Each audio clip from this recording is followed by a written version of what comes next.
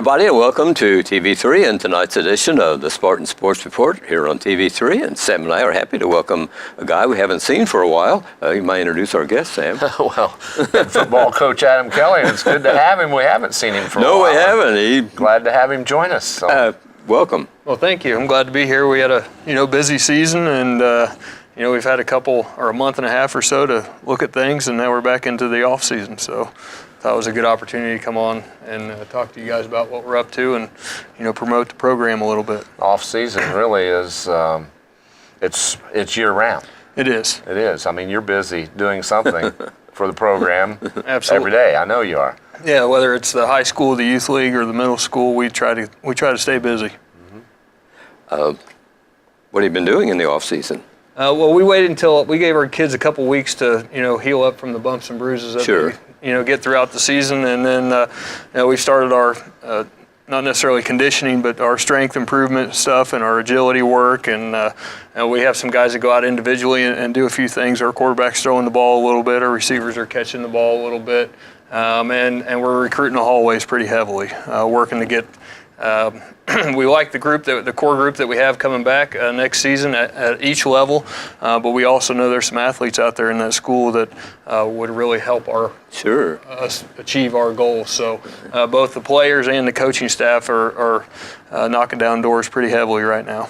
And players, those that are on the team, probably help a lot in that way that maybe they can relate to their fellow classmates. Right. It's not just, if I go and talk to them about it, of course I'm promoting it, I'm the coach, and, that's my livelihood. But when they get their peers encouraging them and giving them, I guess, the truth about what it's like and what they need to do and how to prepare and those kinds of things. And if it comes from another player, I think they're more apt to accept that. Mm-hmm. Your youth league, when does that all begin?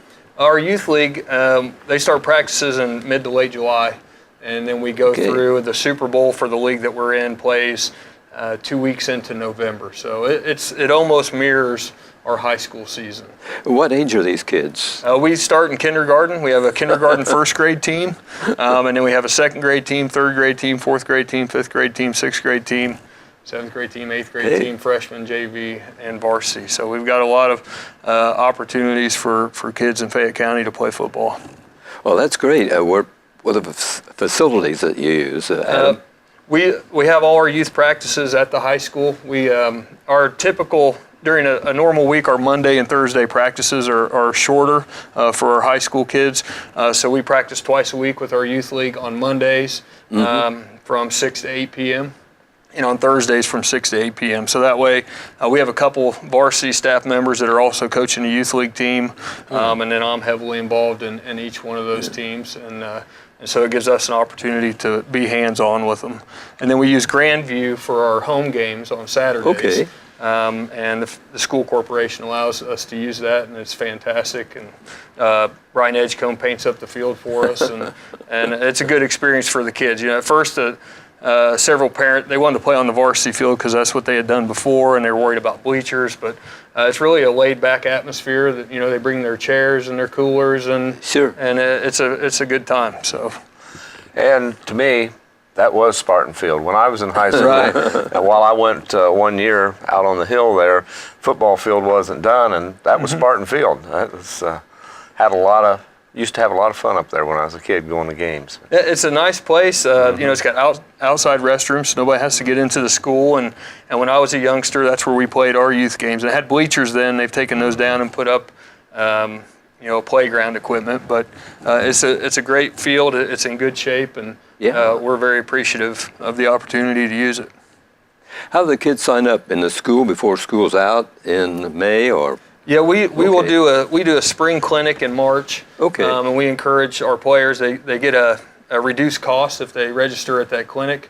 And then we have a website, ConnorsvilleFootball.com. And so they go onto the website and they register everything through the website. Great. Is there a cost? The cost, the reduced cost, we try to put it at $65 for that March sign up, but that's only a 3-day deal if you come during that time period. And then after that, from March until the 1st of May, it's $85, and then it goes up to $100 after that time frame. But we are still, I believe, $50, even at that $100 cost, we're still $50 cheaper than anybody else in our league. And approximately 30% of our kids play with scholarship, meaning no cost to them. Oh, that's great. Yeah, we want to make sure that everybody that wants to play has an opportunity to play. That's super. It's a good way. It's a good feeder program because I'm sure that the things that you want done at a varsity level carries down and at their level, of course, but the same philosophy. Yeah, we do a coaching clinic in the summer where we bring in all our volunteer youth coaches. Nobody involved in the league is paid. It's all voluntary. It's all it's a not-for-profit organization. So we operate, we spend everything we get essentially each year. We have a little bit put back, but, we understand that getting the kids on the field is the most important part and getting them the right type of equipment, and then there's insurance and all of those costs that go along with it. So we scrape by financially, but we do that on purpose so we can keep our costs low. Right. What makes a good football player? What do you look for? I think drive and determination. It's just like any sport, a swimmer or a basketball player, or the understanding that things aren't always going to be easy, and being able to work through or be resilient, work through adversity, and be willing to sacrifice. Especially with the high school kids, the main thing they're sacrificing is social time. But we don't ask too much of them in that aspect either, especially in the off season. We're just asked for an hour to an hour and 15 minutes after school each day. And then, of course, they're on to do their own thing. And we promote all the other sports. We don't say you need to just play this. We want our kids to wrestle and play basketball and play baseball and do all those things. So if they're actively involved in something, then coach doesn't harass them a whole lot. It's the ones that aren't doing a whole lot after school that we get after when they're not in the weight room. If they aren't in another sport, you want them to be in a conditioning program of some kind, right? Yes, we really focus on, and throughout the winter months and really into the summer, we focus on skill enhancement and strength enhancement, and then we try to get into football shape for the season. Starting in July, once we get back from the moratorium week, then we start conditioning to get our cardiorespiratory system in shape. But from now, or from the end of the season until that July time frame, its focus is on strength, coordination, and speed, that kind of thing. Yeah. All schools seems like the numbers are down in high school football. Yes, you see that. We played Franklin. When we went to Franklin County this year, you could see their sideline was diminished a little bit. Yes. Greensburg's sideline was diminished, and I think we're seeing it all, across the country. And some of that is parents have fear that the sport is dangerous, and some of that is the opportunities that are out there now that maybe weren't out there when I was a young man. Or when you guys were young men, were high school athletic, that's what you did. That's what the community came together to watch. And so with so many other avenues of entertainment out there, I think we're losing numbers, and not just in football. We see it in football, I think, more because there's typically so many kids. Right. But I think across the board, high school athletics is losing some of those kids. We had addition of maybe some sports too, like soccer, that could be taking some of those that would otherwise play football. Yes.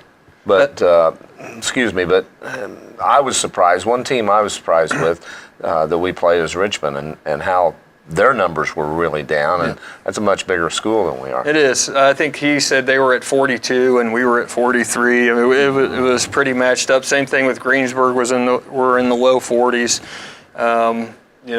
4 years ago we had 75 kids on the team. So we're looking at why.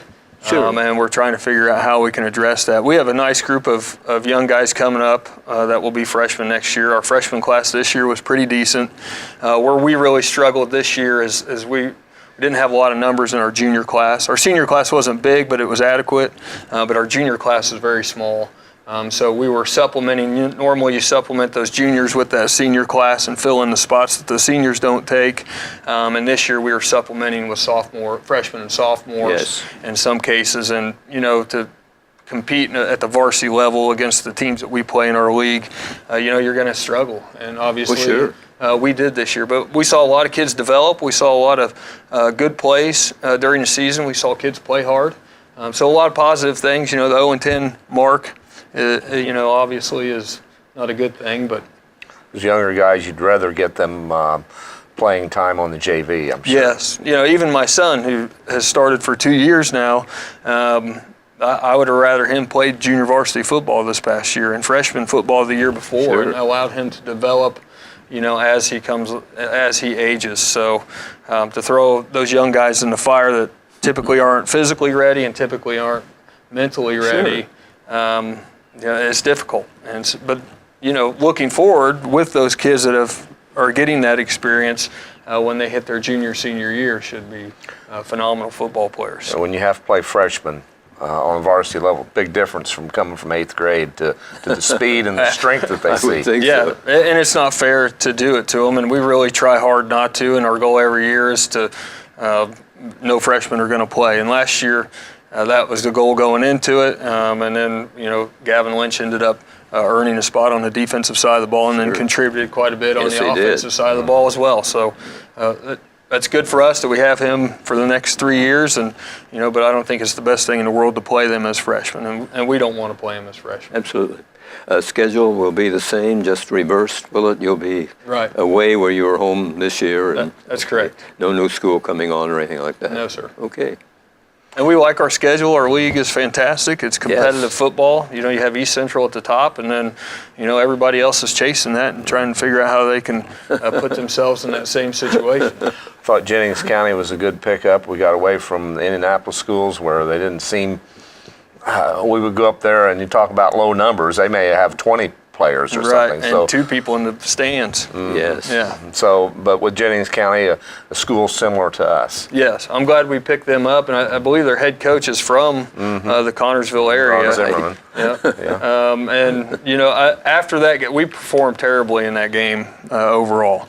And I felt like after that game, and we had that conversation after that game, I felt like our season actually started to head in the right direction. Against the toughest part of the schedule as well. We had East Central the next week, and I thought our kids, even though we got blown out, that was our kids. That was the toughest they'd played all year. And then I felt like we got better from there. Your kids were competitive all the way, I thought. They fought hard. Yes, right. And so we were short in the skill stuff a little bit.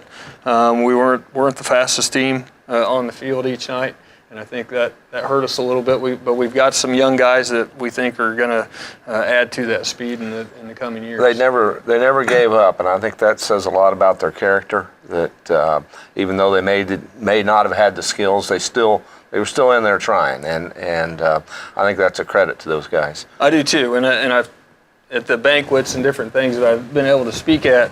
One of the things I've stated about this year, in the past when we've had some teams that struggled, we had a 1-win team and a 2-win team, and I think we had a 3-win team.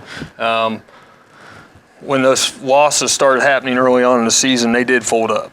And the 1 win was against the inner city Indianapolis team, and that's just because they couldn't beat you. But this team, I was very proud of the fact that they continued to play hard. And going into the Richmond sectional game, I felt like there in the second quarter where we scored, and then we got the onside kick.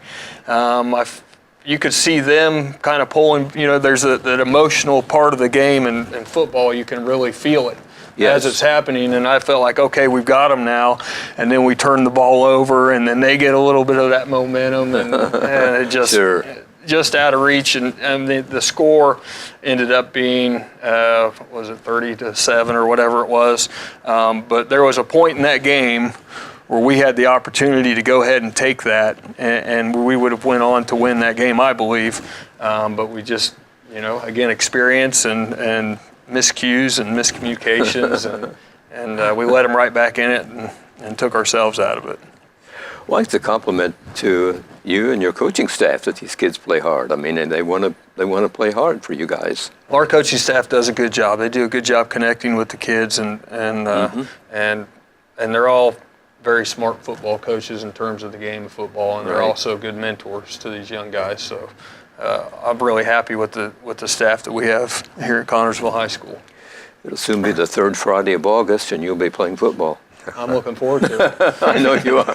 You know, one thing that you look at the people in the stands, and while our record is not that good, the people still turn out, and I think that's a credit to our community too, that people come to watch them and support them. They do. We've never had a bad crowd, whether it's whether it's rain or cold or we're on the road. They've always been very supportive. We have some that maybe don't like necessarily what I'm doing on the field sometimes, and people ask me all the time, does that bother you? Hear it? Usually I don't hear it. One and two, that's part of the game. That's part of the entertainment for the fan is to come in. I catch myself doing it. When we've lost out, and then Junior and I, we went and watched Warren Central and Center Grove play, two of the best teams, not just in the state of Indiana, but in the area.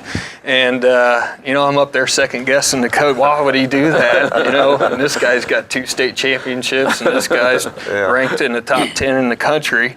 So I understand that part of it. And it makes the game fun for the fan to second guess and do those things. So Sam, you took a bus to Richmond with 5 kids, and you came back with a win. Yeah, Saturday night, they defeated the Red Devils, and 6 times in a row. And I don't know that's. I text Bob Powers and I said, "You got any records on that? What can you tell me?" And he doesn't, but he seemed to think that we had not ever gone 6-0 over Richmond. I have. The Red Devils won last in December 20th, 2014. Yeah. That's a pretty good run by good record. Now I don't want to jinx the Spartans. They got to go next week after Christmas to play in the Wedding, and we may see them. We may see them in the sectional. We could see them 2 more times. We could see them 1 time, or we may not see them at all. That's Just depends on how things turn out. But they made a game of it. I'll say that. Richmond did. We were up by as many as 12, I think, and they came back and tied it and really got their crowd into it. Yeah, that was. But Adam and I were talking before the show about the defense and the Spartans. So I don't think Richmond has seen that kind of defense. I don't think so either. We slowed them down, and they get frustrated because they want to run. And Kerry Brown says, "We're not going to run." Yeah. So it makes a big difference. And I was kind of surprised with Richmond not being able to, and I think that's our credit to our defense. Absolutely. Of course, they had the 2 kids that came with the coach, and got a kid from Northeastern playing for them now, and I find that a real problem that a judge or a panel can overrule IHSAA on transfers. That and the 2 kids that transferred, they're good. And the one boy was the brothers. One's a senior, one's a sophomore, and the senior had 20 points, 20 of the 39 points. Yeah. So he's a good player, but it's just I don't know. It's just the times we live in, I guess. But it used to be, you couldn't transfer for athletic reasons. That's right. And it seems. And maybe that's not the case, but it would certainly seem that way. The legislature, do they oversee the IHSAA? No, it's a private organization. Okay, there's no connection there with it. Because, see, a few years ago, the legislature wanted to, there was a movement to go back to single-class basketball. Right. Jean Lysing was big in that. Yes, she was. Senator from Batesville. And I supported that, but really the IHSA and the state legislature, they don't get any funds from the state. Okay, I didn't know if they were kind of overseers or not. I guess maybe in an indirect way they do, in that the schools pay membership to the IHSAA. Yes. But it's no direct tax dollars go there. Okay. The night before Richmond, the South Dearborn Knights came to town. Yeah, they did, and went 2-0 in the conference, and I know that basketball team's looking to make it 5 conference championships in a row here, and you got to win each one. You got to win out to do it, basically, because there's some tough competition. Before that, the girls got their first conference win, and they didn't have one last season, so it was the season before. So congratulations to them, and I think they're playing much better. They won 2 ball games last week over Muncie Central. Muncie and Central, South Dearborn, right. and JV. Both JV teams won on Friday night as well. And, and the JV boys are 7-0. 31-point victory at Richmond, 36-35. Can't ask for much more of them from a group of kids. Yeah, it was good. Right. TV3 was at the ball game, of course, on Friday night with South Dearborn. Here's some highlights from that game.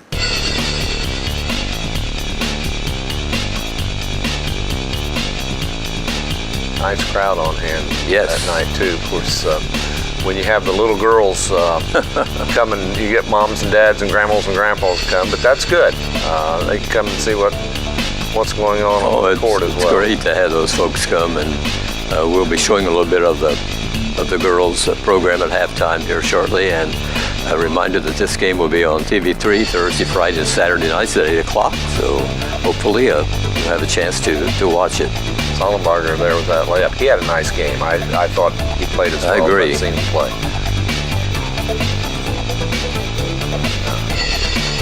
Here he is again. Nice assist. South Dearborn is a better team than we've seen in the past few seasons. And we talked about that. I talked about that with Coach Brown. There's the little girls. They're so cute.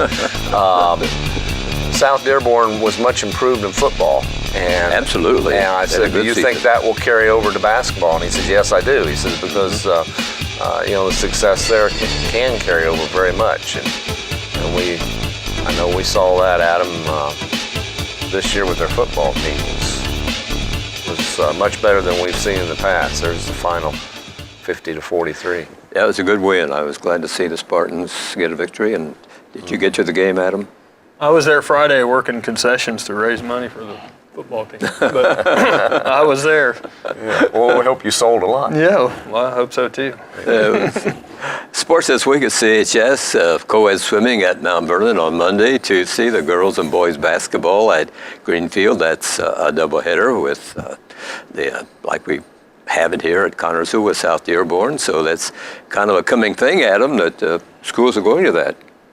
I think it's cool as a fan. I don't know how that works in terms of the coaching stuff goes, or how that goes, if they enjoy that or not. But as a fan, I think it's fantastic. Coach Thompson said that he likes it because it simulates the first game of a sectional. Because you come in, you don't have your JV there playing in front of you, and you just come out. The varsity girls have to come out and basically play cold. That's true. So it does simulate a 6 o'clock start at sectional. Yeah. Well, I think the fans really enjoy it. On Thursday, the freshman basketball team will be playing with Batesville at 6 o'clock at the CHS gym for the boys, and the girls' game will be at 7:30. So they're at that level too, with the doubleheaders at the freshman level. On Friday, the Lady Spartans basketball with Batesville. That'll be at Spartan Bowl. First game will be at 6 for the JV. Following that will be the varsity game. The middle school, Wednesday, the boys' white basketball team with Union Modoc at 5:30 at Spartan Arena. Boys' red team will be at Muncie Southside on Wednesday. On Thursday, the white team will be at Union County at 6 o'clock. Here's area girls' team records. Franklin County is 4-7. They lost to Batesville 55-43. They'll be at Columbus East on Friday. Rushville is 7-4. They had a 48-44 loss at Lawrenceburg. They'll be at North Decatur Tuesday, at Seymour on Saturday. Centerville is 4-8. They lost 34-33 to Hagerstown at Blue River on Tuesday. Cambridge City is 7-5. They lost 68-49 to Union City. They'll be home with Eastern Hancock on Tuesday. And Union County, they lost to Winchester. They're right now 10-3. I don't have the score in that. They'll be playing at Lawrenceburg on Wednesday. Richmond is 2-8. They lost 41-21 at Indianapolis Tech. They're home with Lawrenceburg on Friday. Look at the area boys records. Richmond is 3-3 after losing to the Spartans 42-39. They'll be home with Monroe Central on Wednesday, and they play Friday at Marion. At Marion on Friday, they'll be against Fort Wayne Dwenger. That's in some kind of a tournament at Marion. Franklin County is 1-5. The Wildcats lost 70-23 at Greensburg. You suppose Greensburg's that good and Franklin County's that bad? Well, Greensburg is really good. Yeah, they're 7-0 think right they're- now. Yeah, I think they're, last I saw, they were ranked number 2 in 3A. Really? I didn't realize they were Yes, they're that good. high. That's good. Yeah. We'll take care of that when We'll we see play them in on January. January We got to go down 4th. there, though. Yeah, well, that's true, too. So how many points is that worth, the home court? 10 points. Now, former coach, and I won't mention any names, but he coached at Cambridge City, then he went on to coach at Winchester and East Central, but he got mad at me one time for saying that and didn't want to talk to me on the air, so. but it's true. When we go in the Winchester Field House, we were down 10 points when we stepped off the bus. Well, I agree. I think the home court is No, I think legitimate. What do you think? I think that's Adam, legitimate. have you played basketball, and do you think the home court's an advantage? Well, Spartan Bowl has got to be an advantage. I don't know about intimidating. everywhere you play, but Spartan Bowl is definitely one of the most unique places to play, I would think, and definitely give our kids some motivation. A guy from Shelbyville called it a pit one day. He was at a city council, and was on city council, and we had an old fire truck. And Shelbyville wanted it for the vocational school because they had a fighters course. And I said, if you start letting us play a basketball and win, we'll give you this fire truck. And I said, have you ever played basketball? Yeah, I'm from Shelbyville. I came over here a lot, and we always called Spartan Bowl a pit. And I said, you really want that fire truck or not? I mean, I say, did he make it out of the meeting? he finally got his fire funny. truck. I think I was outvoted. I don't know. That's funny. Franklin County, Saturday they'll play the Irvington Prep Academy in a tourney. Rushville is 2-4. They won 63-37 over Centerville. They're home with Hanover on Friday. Union County is 4-2. They won 57-39 over Winchester. Home with Hauser on Friday. Centerville is 1-6. They lost 67-37 at Rushville, and they do not play until December 28th in the tourney. Cambridge City is 3-3. They lost 62-57 at Eastern Hancock. They'll be at Randolph Southern on Wednesday. Between the holidays, there's a big schedule. We won't go into that right now. We don't have a lot of time, but the Spartans will be in action in the wedding tournament, and the girls will be in the Rumble on the River. Rumble on the River. I know the boys play South Bend Adams. South Bend Adams, 1 o'clock, approximately 1 o'clock on the 27th. Right. And Dave and I will have Spartan basketball during that tournament. We will be on there with Good. that. So South Bend Adams is 3-3 right now. They'll be coming into the tourney. I think they have a game with LaPorte Friday before they get to the tourney, so they'll either be 4-3 or 3-4. But that'll be a great tourney. Cathedral is a defending champion. Spartans came in third. They beat Richmond in the consolation game. So it's time for the Spartans to win. we've never won that tournament, so it's time. It's a good tourney with a lot of teams. It 16 is, teams. and it's good. I think it's good to get to play some teams we normally wouldn't get to play, like South Bend True. Adams, because different parts of the state, the game's played differently. Yeah, it should be interesting, and I'm anxious too for South Bend Adams to take on the Spartans and see how everything goes. But right now we're emphasis on Greenfield. Spartans will be traveling to Greenfield Tuesday night and meeting the Cougars. 0-4, boy, they can be dangerous, the Cougars. Very dangerous. I mean, 0-4. Very dangerous. And Right, girls looking for another win to make it 3 in a row Sure. as well. So right. we'll have all that starting at 5:45 on Tuesday. A lot of action going on, and then we're getting into the holiday break, and then the second half of the season will be starting in January, and as we mentioned, it'll be a busy weekend for the Spartans. We'll be talking to him again before we know it. Won't be football long. season. Right. I know you're anxious for football to start. Well, I'm anxious. You never quit thinking football. I'm glad we have the time to prepare to get ready for next season. But I do enjoy getting on the field and I know getting you after do. it. Yeah. Right. Best of luck, Adam, in all your endeavors, your youth guys and your football teams and everything, and we'll be talking to you again. All right, thanks, Ray. And Merry Christmas. Merry Christmas to you too. Thank you. And Merry Christmas to all of our viewers here from TV3. As Sam and I will be a couple of weeks gone. We'll be back on January the 7th to start the second half of the season here on the TV3 show, the Spartan Sports Report. Thanks for watching, everybody, and good evening.